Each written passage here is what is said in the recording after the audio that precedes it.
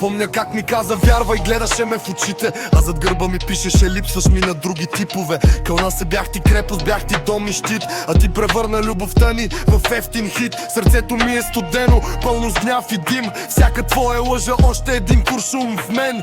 Казваш беше грешка, нищо не значи, но щом си легнала с него, значи вече ме мразиш. Ме дере си светец, знам какво криеш нощта. Ти също ме губеше бавно, дума по дума лъжа. Бях сама до теб, въпреки че беше до мен. Ти избра мълчанието, аз избрах да съм грешна. Да сгреших, не бягам, не се крия, но нека кажем истината. И ти ме уби преди това. Любов без внимание е празна стая. Аз търсех топлина, ти ми даваше студ и мълчание. От любов до омраза, една крачка разстояние. Изневярата гори, оставя само мълчание. Ти ме предаде, аз те загубих. Двама виновни, но сърцата се разрушиха. От обичавам те домахай се ми. Вече сме врагове в собствен филм. Сега съм друг, не вярвам, не прощавам. Всяка дума от жена я проверявам. Ти ме научи как боли предателството, как се превръща любовта в оръжие. Не търся реванш, не търся мир. Искам само да забравя твоя мирис.